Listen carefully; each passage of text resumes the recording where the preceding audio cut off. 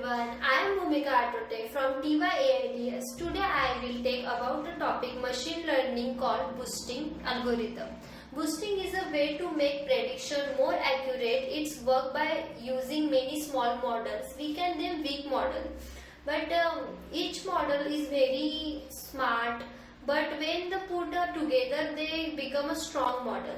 They are trained one by one, and each model learn from their past mistakes.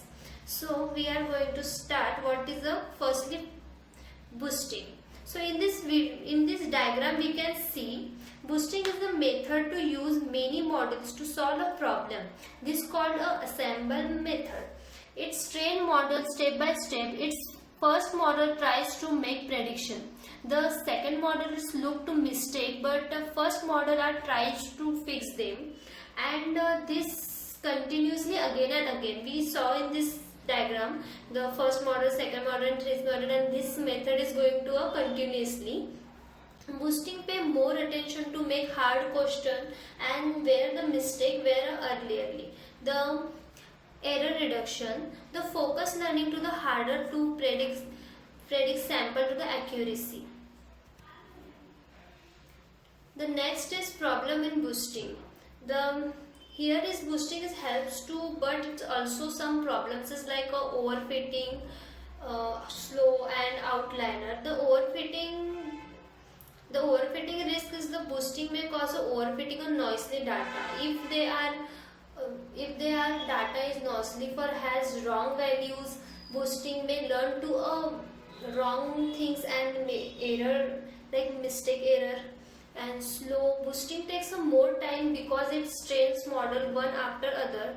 And second is outliner, sensitive to the outliner. Boosting may focus too much or strange to usually data which can confuse the model. It is a real-time example of the boosting algorithm. The mostly boosting is used in a mainly real-world areas. First is a fraud detection, scam filtering, and customer predictions.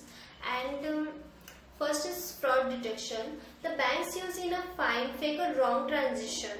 Second is scam email. And scam email we saw early days we have also junk emails, like emails app to the remove junk scam messages we saw in our Google email we daily uses. The customer complaint used to find the customer may stop using their services. So boosting is usually in a many daily tasks. The second is XGBoosting, extreme gradients boosting. So XGBoosting is a popular type of the boosting.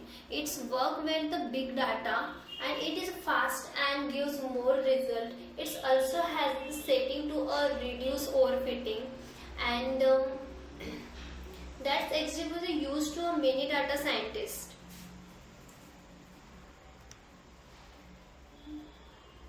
LightGBM, effective gradient boosting. So LightGBM is another boosting method. It is a very fast and it is less memory use. It's a good from a computer, less space, and it's very good accuracy. The LightGBM is the great where we want to speed and smart result. We saw in this tree basis learning, low memory use and fast consumption in this diagram. The second is CatBoost. The CatBoost the categorical features handling. It is a CatBoost. CatBoost is the vary of the categories data like a name, cities, production or their color. It can handle the data delivered directly. We don't need to change it much. It helps to avoid overfitting and it's easy to the use with other tools. The CatBoost is the useful when the data has many names of the label.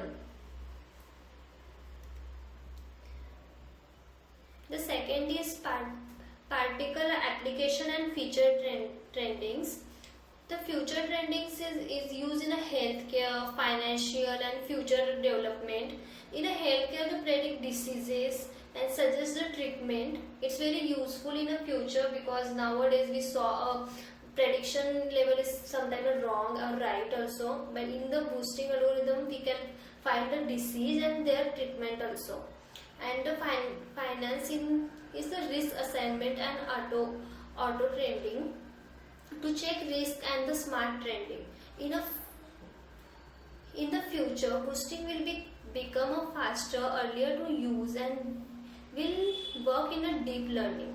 Boosting is a growth and powerful tool in a data science. Thank you for listening. I hope you understand the boosting algorithm and it helps to the answering your questions. Thank you.